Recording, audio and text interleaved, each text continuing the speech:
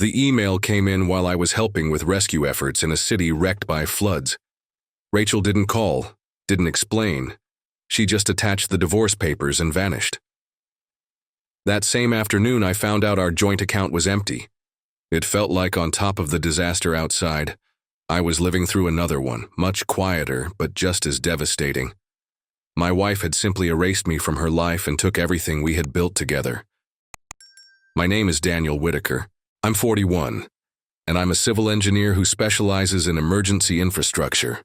I work on the front lines with FEMA, rebuilding bridges, highways, and other critical structures in places torn apart by natural disasters across the U.S.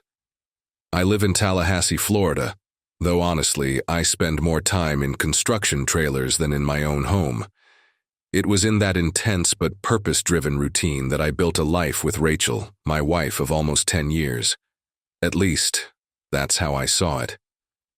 As a solid partnership, even under pressure. We met back when I was finishing my master's in structural engineering, and she was a primary school teacher. Simple, sweet, quiet. Over time, everything just seemed to fit. We bought a house, opened a joint account, and planned a future where my unstable job would be balanced by her emotional steadiness. That was the plan anyway. But it's crazy how some things start cracking on the inside long before any real tremor hits. The first long work trips were rough, no doubt. Spending weeks in remote areas with sketchy cell service and flipped schedules took an emotional toll. But Rachel said she understood. She told me she admired what I did, said she was proud, and I believed her.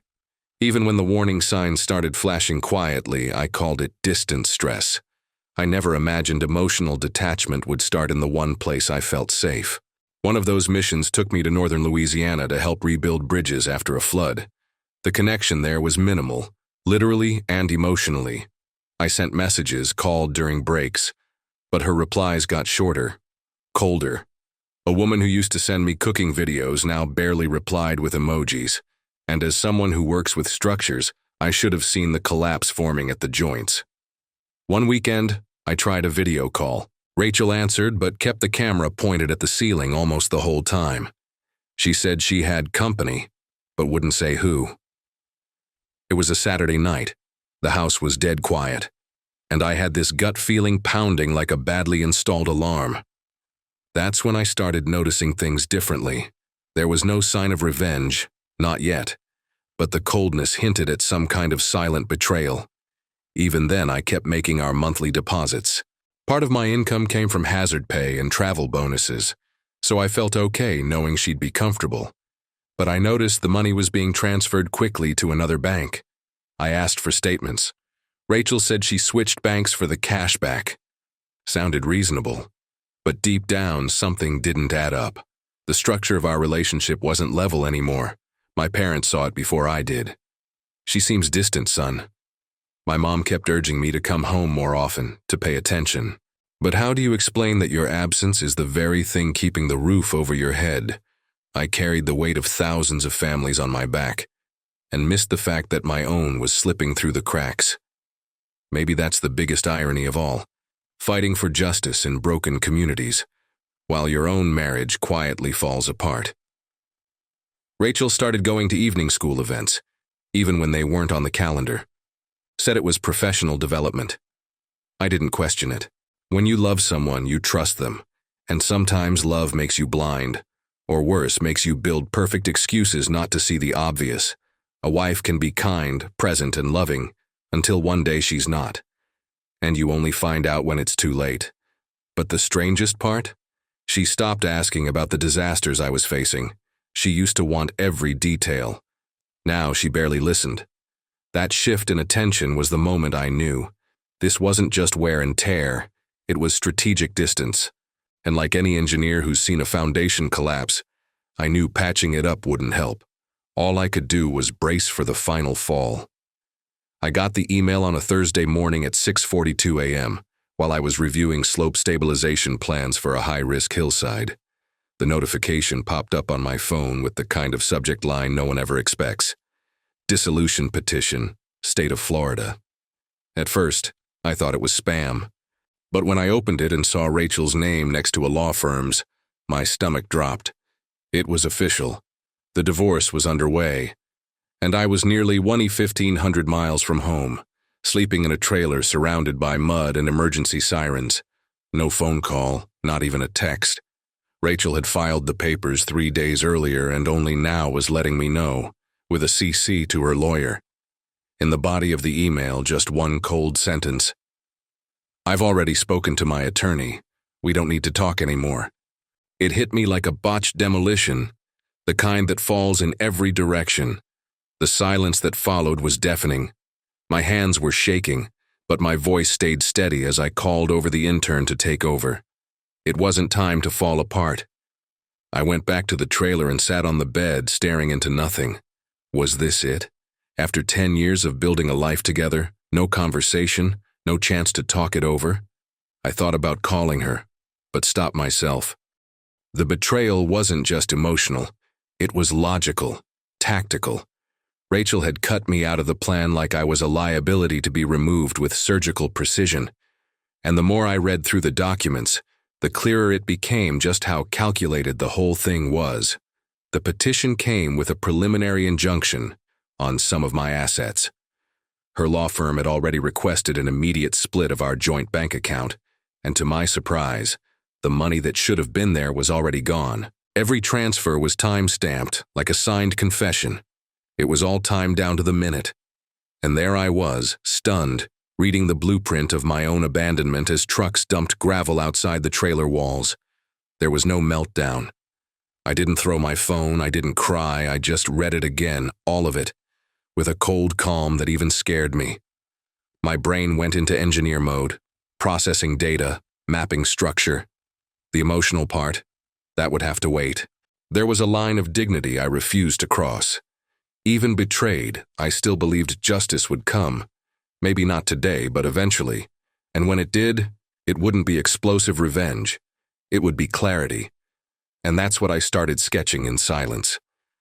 Later that day, I called the bank, asked for a full 90-day statement. The clerk recognized my voice. I'd done this before, usually for vendor payments. But this time he hesitated, said he couldn't give me certain info because Rachel was now listed as the sole account holder. What? It was a joint account, ours, but not anymore. The switch had been made. The fraud was complete.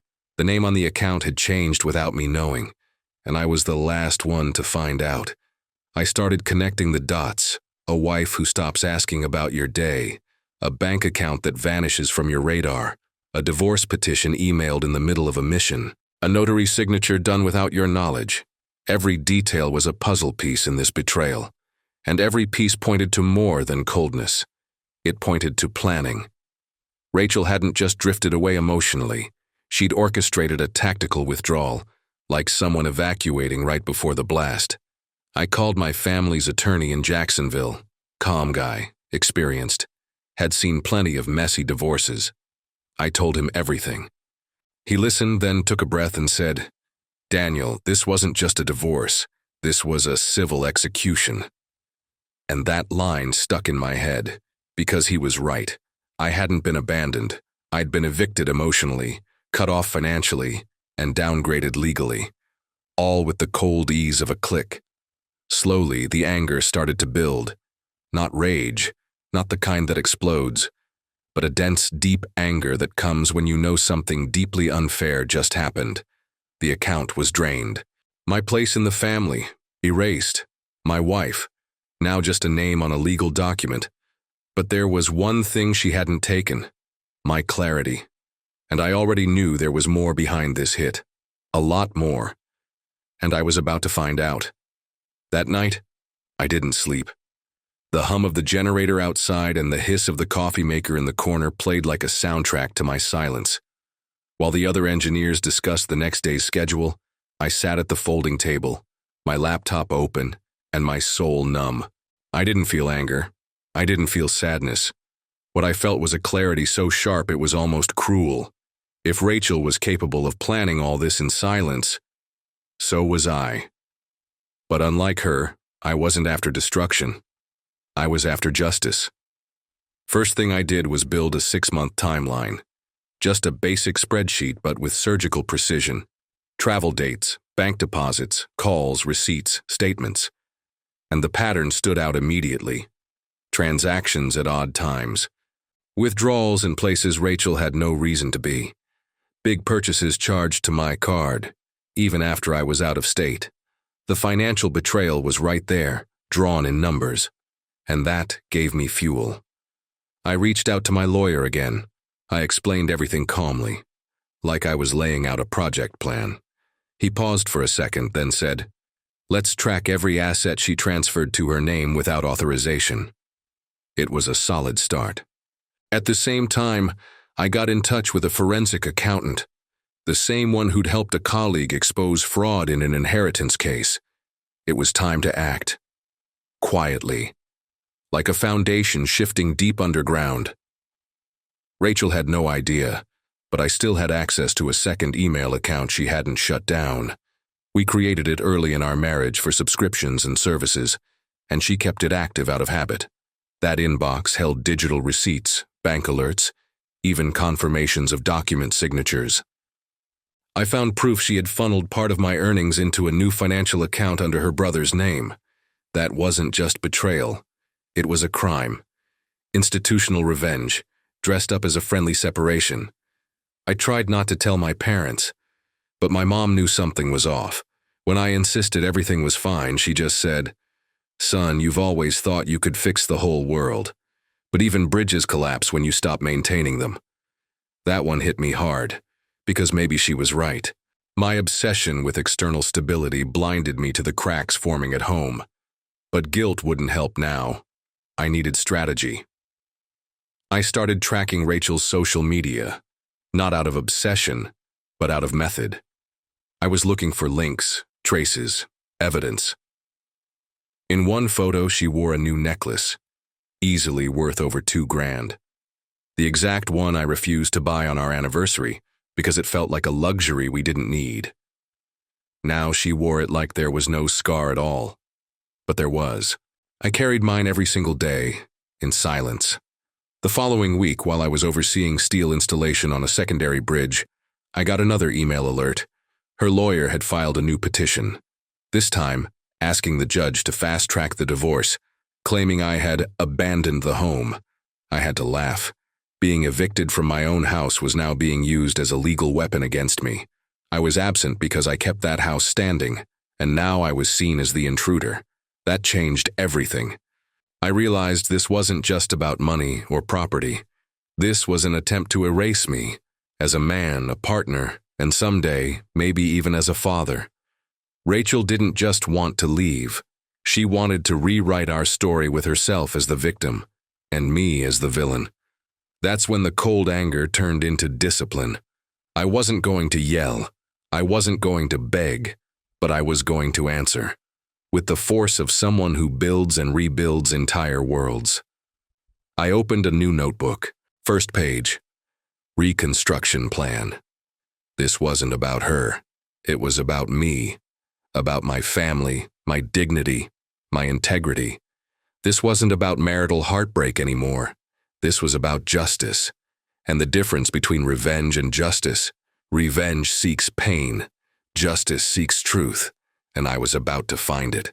What seemed like a standard divorce started taking a darker turn when the forensic accountant called me one evening. His voice was tense. "Daniel, something's off here." According to him, Rachel hadn't just moved our money without my permission. She had signed a falsified banking document, one that supposedly bore my consent, to withdraw the full amount from the fund we had built together. And the person who approved it? A bank manager who coincidentally was her brother's cousin. The scheme was in place, and more elaborate than I could have imagined. I asked my lawyer to request a full legal audit of recent financial activity under my Social Security number. What we uncovered was staggering. 2 personal loans had been taken out in my name, one already in collections. Rachel had forged my signature and, with help from a local notary, validated the paperwork without me ever being there. This wasn't just a romantic betrayal anymore. This was a civil fraud network. And the worst part? Local justice seemed to have been swayed by family ties and legal loopholes. The anger I'd been holding back started to shift. It wasn't just outrage anymore. It was urgency.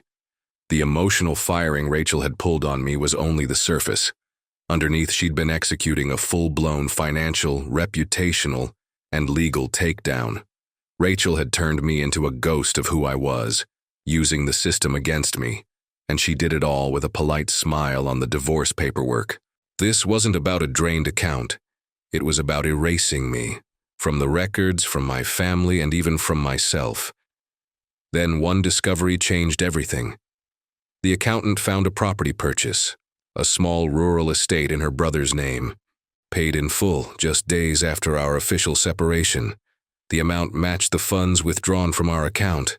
One problem: her brother had been unemployed for over 2 years, and the legal firm that handled the deal, already under investigation for money laundering. Rachel hadn't just betrayed me. She was tied up in something criminal. With this new information, I reached out to a childhood friend who now worked in the state legal department in Tallahassee. I laid everything out. She didn't hesitate. "Daniel, this is federal. We're talking bank fraud, identity forgery, possible asset concealment." That's when revenge stopped being an emotional temptation. It became a moral obligation. If I didn't act, how many others could fall into the same trap? The truth was, Rachel didn't just want to cut me out of her life. She wanted to replace me, erase my name from records, from finances, from our shared history. Reduce me to a disconnected number. And in some ways, she nearly succeeded. Because when you love someone, the last thing you expect is for them to use your name, your trust, your signature as weapons. But the biggest shock was still ahead. During the investigation, I learned she had registered a fake business under my name. It had a phantom address and suspicious financial activity. That business had been used to explain shady income on her statements, and legally, I was listed as the tax filer. That was the final blow. The scheme ran deeper than I'd imagined, and if I didn't move fast, that web could drag me into bankruptcy, or worse, criminal charges for something I had nothing to do with. I took a deep breath. I realized I was no longer fighting Rachel. I was fighting a structure, one that protects those who know how to exploit the cracks and punishes those who trust too much. And I had trusted. As an engineer, I know every structure, no matter how solid, has stress points. And now, I knew hers. The difference this time? I had the blueprint of the destruction she had designed, and I would use it to bring about her downfall, within the limits of the law. Because in the end, this wasn't about me anymore. It was about restoring what had been violated, showing that you don't get to destroy a whole life without consequences. Justice doesn't erase the damage, but it keeps it from repeating. And that's what I was about to do. Put every stone back in its place, not with rage, with precision, and with the strength of someone who, after betrayal, found the power to rebuild with integrity. My lawyer filed to reverse the ownership on the joint bank account, and at the same time, attached evidence of document fraud, unusual financial activity, and misuse of my legal name to the case. Within days, the judge in Leon County issued a preliminary suspension of the divorce proceedings until all accusations could be investigated. Rachel was served by a court officer right at the school where she worked. They said she walked out pale, shaking, unable to finish her class. For the first time, she realized the silent revenge was no longer hers. At the same time, all assets acquired in her brother's name were frozen under an emergency court order. The rural property, the new car, even the expensive necklace, all of it listed in the mandate. Everything traced back to our old joint account. Rachel tried to argue that she couldn't prove where the money came from, but she forgot. I had already tracked every cent, with dates, times, and locations. The truth, when documented, doesn't need to shout. It carries the weight of a verdict. The forensic accountant put together a 28-page report. It detailed every illegal move Rachel made, including the creation of the fake company under my name. That document was sent to the state prosecutor's office. Less than 72 hours later, I got a call. The case was being escalated to a federal investigation. This wasn't just about my family anymore. It was about the criminal use of legal loopholes to launder money under someone else's name. And that someone was me. Rachel was called in to testify.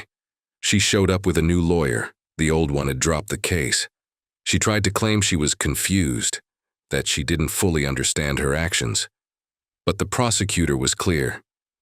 You signed, you moved funds, you profited. This shows a pattern of premeditation. And that's what people wanted to see. Justice in motion. Not for show, but for balance, for repair. Meanwhile, I sent a formal letter to the bank where the fraud began. I demanded accountability and the dismissal of the manager involved. It didn't take long. He was fired for cause, and the bank issued a signed apology from the National Board. I also agreed to testify at the state's Financial Ethics Committee. This wasn't just about me anymore. It was about protecting others, men, women, from going through what I went through. It was structural reconstruction, like the bridges I rebuilt after hurricanes. Rachel's brother, the one listed as the fake buyer, tried to plead ignorance, but he was confronted with screenshots, bank transfers, and a security camera video from a gas station. In it, he was bragging from his car about scoring big with Daniel's firing. That one sentence was all it took. The judge approved a criminal inquiry. They had turned my emotional layoff into a get-rich scheme, and now they'd face the consequences. On the personal side, I stayed silent. No interviews, no cryptic posts, no media. I just kept working, rebuilding roads, bridges, access routes. And inside, I was rebuilding something else too. A new foundation. Stronger, smarter. I still believed in love, in family, in truth. But now I knew. Even foundations need regular inspections. And betrayal? That can be notarized. At every hearing, the documents I had gathered in silence spoke louder. With each confirmed audit, my dignity stood taller. And when the prosecutor presented the original spreadsheet, the one where I had logged my timeline, I felt the engineer in me had won, not by tearing someone down, but by refusing to stop rebuilding, even after being knocked down. Rachel wasn't arrested, but she walked away with a stained name, frozen assets, and a criminal case pending. Justice didn't show up in handcuffs, but in boundaries. And that was enough, because now every stolen dollar was being put back, every forged signature stripped of its value, and most importantly, every lie dismantled helped rebuild my story. A few days after the hearing, I got a message from Rachel. It was short, but dripping with cynicism. Never thought you'd be this ruthless. I read it and took a deep breath. Typical. After manipulating the system, stealing my financial identity, and handing me a surprise marital layoff, she was still trying to flip the narrative, but I didn't bite. I just deleted the message and went on with my day. There was nothing left to say. The break was final and irreversible. The following week, she tried to call, twice. On the third try, she sent a voice note, crying, saying she got lost in the process, that she only wanted to protect what was hers. I listened but didn't react. As an engineer, I've learned some structures aren't meant to be rebuilt. They're meant to be condemned. Rachel had become a danger zone, unstable, contaminated, unlivable. She wasn't my wife anymore, just the remains of a story that ended with a click. The greatest form of revenge was moving on. Without looking back, social media started buzzing. A local law blog published a technical article on fraudulent bank account manipulation in divorce cases. My name wasn't mentioned directly, but anyone who knew the story could read between the lines. Rachel, once admired in her school community, now walked with her head down. Some parents even called for her removal from the school. What shocked me wasn't the fall.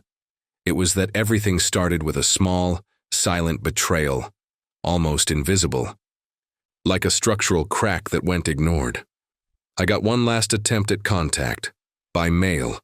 A handwritten letter, 4 pages. It started with, "Daniel, I don't want to justify anything," and ended with, "If you can ever forgive me, I'll be here." I tore it up without reading the middle, Justice had already been served in court, but my personal justice depended on something bigger, silence as a response. There was no hate, just the certainty that some ties need to be cut with a scalpel, not a machete, and never stitched back together. Peace is louder than any comeback. My parents were relieved by how it ended. My dad, usually reserved, gave me a hug that lasted longer than usual. "You did the right thing, son, with strength, with respect."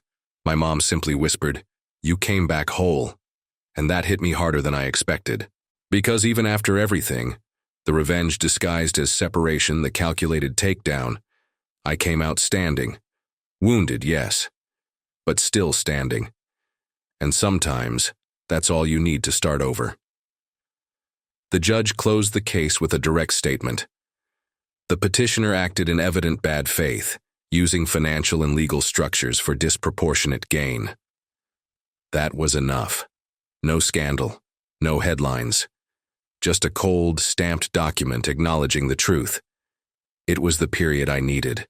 A full stop that came not with shouting, but with clarity, evidence, and the quiet weight of justice.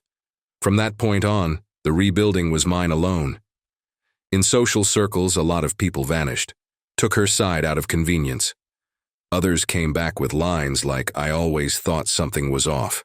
I didn't judge. Everyone handles someone else's cracks their own way. But I learned that when you fall, you don't just find out who pushed.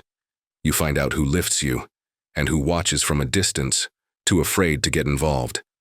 That's a form of emotional layoff too. Silent, but deep. The bank account was reinstated in my name, with partial reimbursement. The fake company was shut down with a public apology, and my name was cleared legally. But what mattered most wasn't my credit score. It was seeing my own name in the mirror again. Every move I made was driven not by impulse but by integrity. And that no one could take from me. Not her, not the system, not the loss. Rachel never reached out again after that letter, and I never had to explain my absence again. That final severing of our bond was accepted without appeal, and it's strange how sometimes the biggest win isn't getting back what was lost. It's accepting, with maturity, that some losses are just freedom in disguise. And maybe that's the rarest, most powerful kind of justice, the right to move forward whole, even after everything was shattered. These days, I live in a smaller house in a quiet neighborhood in Gainesville. It's nothing fancy, but the sun comes through the window every morning and there's enough silence to actually hear myself think. I'm back to tending the garden. Something simple. But it takes patience, consistency, a daily eye. Like in engineering, the beauty lies in a solid foundation. And this time, that foundation is me. No joint accounts, no shared passwords. Just the quiet certainty that I rebuilt my life, inch by inch, with justice and peace. I returned to work with a clearer mind. My colleagues noticed. I'm no longer the tense, silent Daniel carrying the weight of the world on his back. Now, I'm the guy who knows that not every bridge is meant to be saved. Some are meant to fall, so that new paths can be built. Between projects and inspections, I've started writing. Not books or articles, just scattered notes. Phrases that remind me even the hardest breakups bring freedom. Even the coldest betrayals can lead you back to yourself. Sometimes I get emails from people who've heard my story secondhand, men who went through something similar, women who were erased by abusive relationships, young people who learned that love doesn't mean ignoring red flags. They thank me, say my silence was inspiring. I read them, reply to some, and keep going. Because now I understand. When you live with dignity, your story becomes a beacon for others, even if you never meant for it to. My parents visit on Sundays. They bring apple pie and ask about life. My dad doesn't say much, but he sees everything. The other day he said, "Your yard's looking better than ever." I smiled, because I knew he wasn't talking about the garden. He meant me, my posture, my presence. The way I walk now with my shoulders square again. My mom always leaves behind a meal and a hug that lasts longer than it needs to. Maybe because she knows I spent a long time hugging the whole world by myself. I keep the spreadsheet I used to track the fraud tucked in with my personal documents. Not out of bitterness, but as a reminder, not of what I lost, but of what I learned. That's my emotional diploma, my certification in resilience.